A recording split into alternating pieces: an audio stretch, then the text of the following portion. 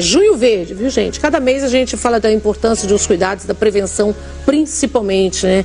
Mês da conscientização sobre a escoliose. Dr. Jamil Farrah Neto, médico neurocirurgião. Seja muito bem-vindo, doutor. Obrigado, Dani. Obrigado pelo convite. É sexta-feira. Sexta-feira. Vamos falar de um assunto sério. Depois a gente pode sextar. Mas com alegria, exatamente. Doutor, fala um pouquinho da escoliose, desse mês que a gente colou, que já está mais como um alerta mesmo de prevenção. Sim, a escoliose ela é uma doença muito prevalente, né? 2% da população mundial, dados da OMS. Às vezes é um nome diferente, nome estranho, não conhece, né? Mas é muito frequente. E esse mês é importante a conscientização, porque o tratamento precoce ajuda muito nos pacientes. E o que é a escoliose? A nossa coluna, tem uma imagem aqui, que é essa curvatura anormal, né? A nossa coluna, ela tem uma curvatura normal. Então a gente vê aqui no modelo que tem uma curvatura que é normal. Todo mundo tem essa curvatura que apresenta aqui. Mas quando temos a escoliose, a gente vai ter essa curvatura anormal. Então aqui tem dois exemplos nessa figura. E pega muitos jovens, né? Muitas crianças, adolescentes podem ter essa doença. Então é importante o diagnóstico precoce. E por que acontece escoliose já que é nos jovens? Isso, a escoliose, quando diagnosticada, a gente tem que investigar a causa. A principal causa, a gente fala que é idiopática. Eu brinco que idiopática é quando o médico não sabe a causa. Muitas doenças a gente não tem, né? A causa que leva, por exemplo, a escoliose. Mas tem que descartar outras doenças, tumores, então tem que fazer exames para diagnosticar. E na causa idiopática, aí tem os tratamentos que tem que ser iniciados. Geralmente o que? Postural? Nesse caso aqui, a pessoa começa a ficar meio curvado? Isso, no caso da cifose, né, que é o caso da direita, normalmente é mais do idoso. E aí a pessoa vai ficando mais curvada. Mas eu já vi muita gente jovem que fica assim. Sim. Geralmente mais altos. Sim, e com a tecnologia agora, celulares, iPads, tem muitos jovens que acabam ficando, né, com essa cifose, essa postura inadequada. E aqui também um exemplo de como fazer o diagnóstico, né? Vocês, pais aí que têm seus filhos adolescentes crescendo, então é importante, uma manobra fácil de se fazer em casa, é você pedir para dobrar a coluna para frente, dessa forma como está mostrando na figura. E aí você vai perceber que um lado da coluna é mais alto que o outro. Visto isso, procura um médico, lógico, um especialista, para poder fazer o diagnóstico. E depois, como que é esse tratamento? E consegue deixar a coluna assim, doutor? O tratamento, por isso como eu falei, a parte precoce, né? Fazer o diagnóstico, fazer fisioterapia, reabilitação. Casos mais graves, aí vai depender da curvatura de cada pessoa, né? E quanto já evoluiu isso. Pode-se precisar de coletes que são corretivos. E mais graves ainda, a cirurgia. Aí a cirurgia já é uma cirurgia para colocar parafusos, alinhar, e já é uma cirurgia um pouco maior. Mais complicada, mas que mesmo assim tem solução. Exatamente. Em qualquer dos casos? Sim, sim. Olha isso, doutor. Exatamente. Esse é um caso de uma paciente bem grave e demorou muito, né, na questão do diagnóstico, do tratamento. E aí você vê que quando ela dobra o corpo para frente, um lado é muito mais alto que o outro. Doutor, deve ter muita dor, não? Muita dor. Deve ter muita dor, né? Porque só da gente olhar assim já, né, dá uma certa sensação de dor, acaba tendo muita dor. O tipo de dor normalmente é uma dor na coluna, né? A gente fala muito de dor no ciático, tipo de dor no ciático, mas nesses casos normalmente a dor é mais localizada na coluna mesmo.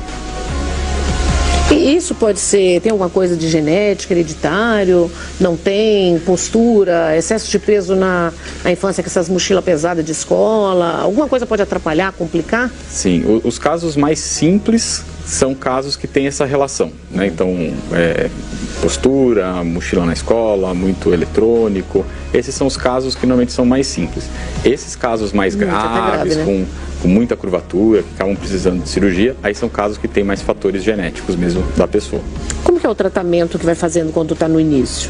No início? Uma coisa mais, dá um desvio menor na parte de cima? O tratamento é sempre baseado nos sintomas do paciente, né? Então, se o paciente tem uma dor, o desvio não é um desvio grande, aí o tratamento clínico, conservador, medicamentoso, faz uma fisioterapia, passa algumas medicações, e vamos evitando, logicamente, um procedimento cirúrgico. esse é o último caso, né, doutor? Exato. E como descobrir se é escoliose? Qual médico que a pessoa deve procurar?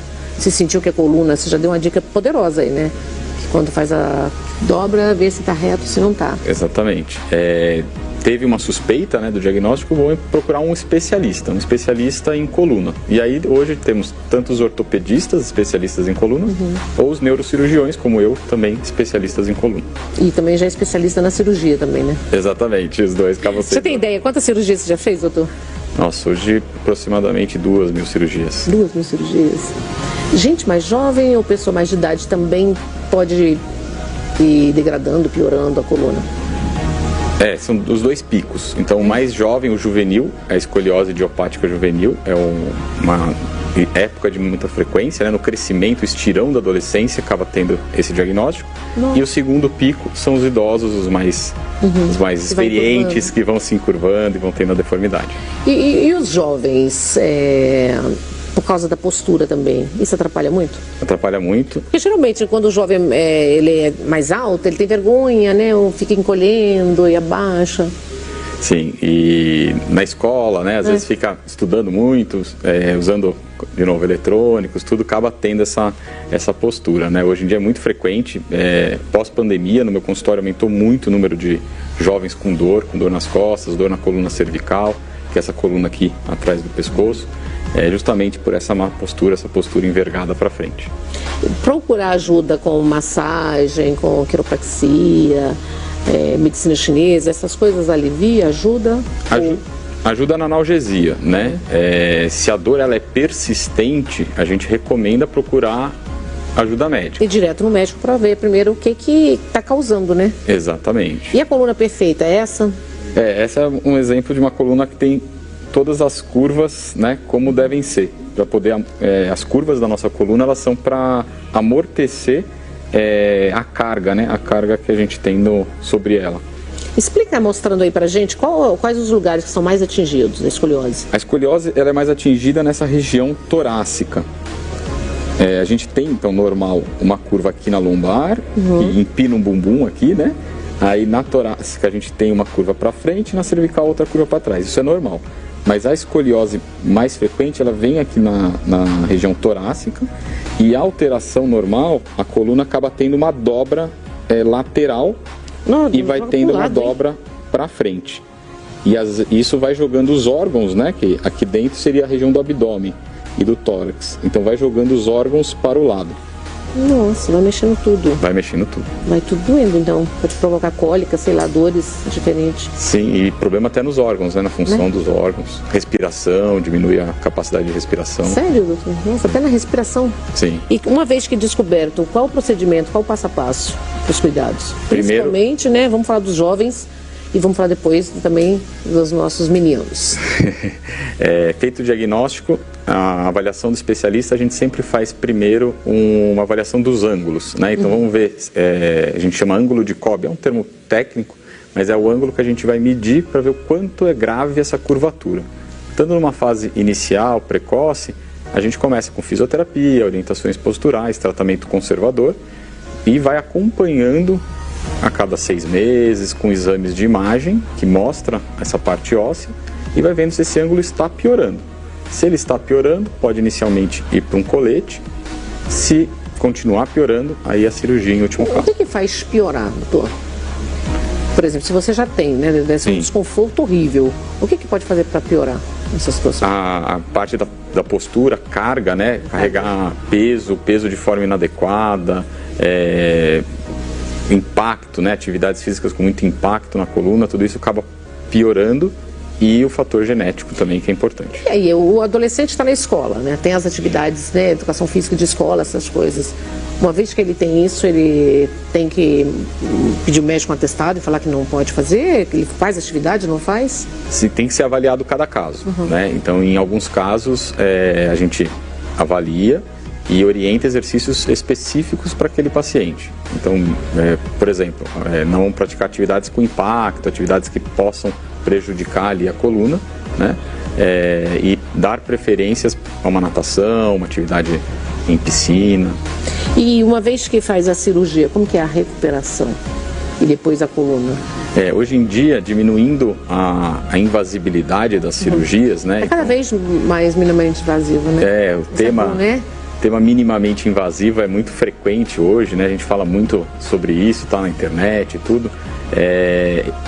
A recuperação acaba sendo mais rápida. Então, em alguns casos, a gente consegue com pequenos cortes colocar os parafusos, né? Temos até no Brasil hoje robô que orienta a passagem dos parafusos, e aí você consegue fazer com menos danificação, né? Você danifica menos tecido normal para corrigir uma doença. Esse é o conceito de minimamente invasivo, né? Não é só ser pequeno, mas é lesar pouco o que é bom. Pouco na hora, fazer com mais cautela, né? Exatamente, preservar o que é bom naquele paciente. E na terceira idade? Quando tem a osteoporose, né, osteopenia no início, depois a osteoporose, fica mais difícil a cirurgia, doutor? Sim, e aí na terceira idade o que a gente precisa é sempre um tratamento multidisciplinar. Então não só o cirurgião, precisa ter um geriatra, um reumatologista, um médico clínico que vai cuidar, por exemplo, da osteoporose, vai repor o cálcio, dar outros remédios, para deixar essa parte óssea forte, para ele poder tolerar um procedimento cirúrgico. E no idoso, a gente acaba fazendo mais cirurgias de liberação dos nervos, porque não tem um benefício em, por exemplo, corrigir uma grande curvatura no idoso. Mas às vezes isso pinça o nervo, aí dá uma dor que está pinçando aquele nervo. É esse vermelhinho, né? Igual Isso, exatamente. As hérnias, né? Vai aparecer a hérnia também. Exatamente. O nosso modelo aqui, ele tem um vermelhinho aqui. Uma hérnia de disco, hein? Que seria uma hérnia de disco. Normalmente a hérnia de disco não é para frente, assim como está aqui no modelo, ele vai para trás, né, para a região do nervo, mas ali é um exemplo. Para ilustrar. Exato. Está ilustrando, gente, ó. Exatamente, esse vermelhinho bem na altura do disco. E esse dia de hoje, e a importância do mês da prevenção? Exatamente. É uma prevenção, é um alerta mesmo, né? É um alerta, principalmente para os pais, né, para poder ver seus filhos, olha se os ombros, né, se tem um ombro mais alto que o outro, se tem o quadril um pouco desalinhado, percebeu, está com dor, o adolescente, a criança está com dor nas costas, tem esse desalinhamento, pede para dobrar a coluna para frente, analisa, procura um especialista. Quando fica aqui assim, eu já vi assim, ó. Isso. Aqui em cima. Aqui seria a cifose. Aí aqui seria o exemplo que normalmente é mais do idoso, né? Ou uma coisa mais postural. E aí essa aqui, que dá uma giba, né? A gente chama de giba. Esse normalmente é tratamento conservador. A gente consegue tratar com fisioterapia, tratar a postura, RPG, né? Ó, doutor, tem perguntas para você. Gente, aproveita, manda suas perguntas. Nós estamos com um dos profissionais super competentes aqui, esclarecendo tudo sobre escoliose, e você esclareça suas dúvidas agora, ó. Boa tarde, Nani, te assisto todos os dias. Obrigada, meu amor. Eu gostaria de saber do doutor, eu estou me preparando para fazer uma cirurgia. O que eu devo fazer? Estou com muito medo das consequências. Me oriente, por favor. Sim, essa é uma dúvida também muito frequente, né? O medo, aquele trauma que todo mundo fala, nossa, vou operar a coluna. Vou operar a coluna, né? Vou ficar com uma sequela, vou ter algum problema, será? Hoje em dia a cirurgia de coluna, ela é muito segura, né? Alterações neurológicas estão presentes em 2 a 3% dos casos no máximo, os estudos demonstram. Então, é uma minoria que vai ter algum tipo de alteração. O importante no pré-operatório é se manter saudável. Quem às vezes está um pouco acima do peso, não sai fazendo dieta, fazendo coisas que vão tirar a sua imunidade, né? Quem, por exemplo, fuma, diminui a quantidade, mas não adianta tomar medidas extremas, né? Às vezes a gente quer, vou parar de fumar, vou fazer tudo agora que eu vou ser operado. Aí você acaba desorganizando o seu organismo. O importante é ir para o caminho saudável, ter uma vida saudável ali até a cirurgia e se preparar para o pós-operatório. E o pós-cirurgia? Quais os cuidados? Pós-operatório é importante não forçar na sua coluna, né? Lógico, a gente tem uma vasta gama de cirurgias na coluna, né? Cada cirurgia vai ter sua característica especial, mas se preparar para repousar, para deixar o corpo se recuperar, o corpo descansar. E hoje eu vejo muito com esse mundo digital, todo mundo tem muita pressa, né? Pressa para tudo. Por isso, qual o tempo mais ou menos que a pessoa, quando faz a cirurgia, pode voltar a trabalhar ou fazer uma atividade física mais leve? Exatamente. Eu, na média, assim, de uma forma geral, eu gosto que o paciente tenha uma quarentena ali, 30 dias, sem pegar grandes pesos, sem fazer grandes esforços, se resguardando, né? E hoje em dia, 30 dias parece muita coisa, né? Porque a gente resolve tudo em minutos, em segundos com a tecnologia, mas é importante manter essa tradição de aguardar ali seus 30 dias. Doutor Jamil, obrigada, viu? Obrigado. Uma honra Obrigado tê-lo aqui. Você pode deixar algum contato, uma rede social? Sim, meu Instagram, @Dr. Jamil Farhat. Lá tem todos os contatos. É só acessar que qualquer dúvida pode enviar lá que eu responderei. Obrigada, viu? Obrigado.